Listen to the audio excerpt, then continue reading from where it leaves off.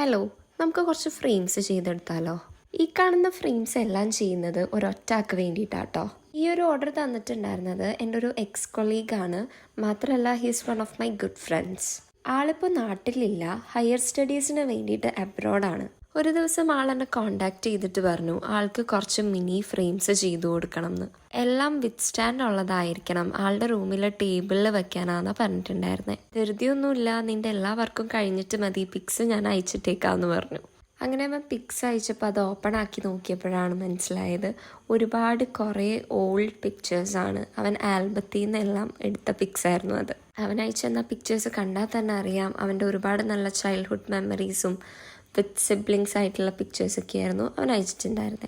അപ്പോൾ എനിക്ക് തോന്നി അത്രയും മിനി ഫ്രെയിംസ് ഒക്കെ ചെയ്യിക്കണമെങ്കിൽ അവൻ അവൻ്റെ ഫാമിലീനെയും നാടും ഒക്കെ നന്നായിട്ട് മിസ് ചെയ്യുന്നുണ്ടാവും എന്ന്. ബൈ ദ വേ, ഒരു പോയിന്റ് പറയാൻ വിട്ടുപോയി. ഫ്രെയിംസ് വാങ്ങുമ്പോൾ വെൽ പാക്കേജ്ഡ് ആയിട്ടുള്ള ഫ്രെയിം വാങ്ങാനായിട്ട് ഫസ്റ്റ് ഓഫ് ഓൾ ശ്രദ്ധിക്കണം. മാത്രമല്ല, വെൽ പാക്കേജ്ഡ് ആയിട്ടുള്ള ഫ്രെയിംസ് വാങ്ങുമ്പോൾ അത് സിസേഴ്സോ നൈഫോ യൂസ് ചെയ്തിട്ട് കട്ട് ചെയ്യുവാണെങ്കിൽ ഫ്രെയിമിൻ്റെ ബാക്ക് സൈഡ് നോക്കി വേണം അത് കട്ട് ചെയ്യാനായിട്ട്, ഇല്ലെങ്കിൽ ഗ്ലാസ്സിലൊക്കെ സ്ക്രാച്ച് വീഴും. പിന്നെ എത്ര വെൽ പാക്കേജ്ഡ് ആണെങ്കിലും ക്ലീനിങ് സ്റ്റെപ്പ് ഒരിക്കലും സ്കിപ്പ് ചെയ്യരുത്.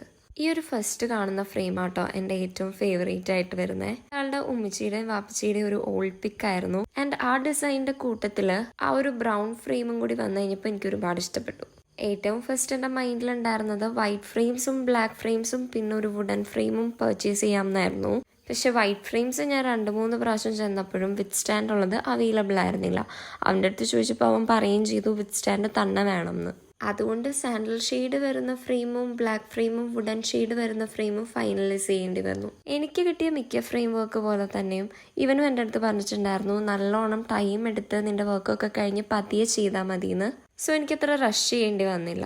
പിന്നെ അവൻ ആൽബത്തിൽ നിന്ന് എടുത്തയച്ച പിക്സ് ആയതുകൊണ്ട് തന്നെ കുറച്ചധികം എഡിറ്റിങ്ങും കളർ കറക്ഷനും ഒക്കെ ചെറുതായിട്ട് വേണ്ടി വന്നു. അങ്ങനെ ഫൈനലി എല്ലാ ഫ്രെയിംസും കംപ്ലീറ്റ് ചെയ്തെടുത്തു കേട്ടോ. പിന്നെ ഞാനത് പാക്ക് ചെയ്തെടുത്തു. പാക്കിംഗ് വീഡിയോ ഞാൻ നെക്സ്റ്റ് വീഡിയോ ആയിട്ട് അപ്ലോഡ് ചെയ്യാം കേട്ടോ. അപ്പോൾ നിങ്ങൾക്കും ഇതുപോലെ എന്തെങ്കിലും ഫ്രെയിം വർക്കൊക്കെ ഉണ്ടെങ്കിൽ ഞാൻ ഇൻസ്റ്റാ പേജിൻ്റെ ലിങ്ക് ഡിസ്ക്രിപ്ഷനിൽ കൊടുത്തേക്കാം, അതിൽ റീച്ച് ഔട്ട് ചെയ്താൽ മതി. And Dubai you can also frame your beautiful moments and memories with Crafty Chronicles. അപ്പോൾ ചാനൽ ആരെങ്കിലും ഫസ്റ്റ് ടൈം കാണുവാണെങ്കിൽ ലൈക്കും ഷെയറും സബ്സ്ക്രൈബും ഒന്നും മറക്കണ്ട.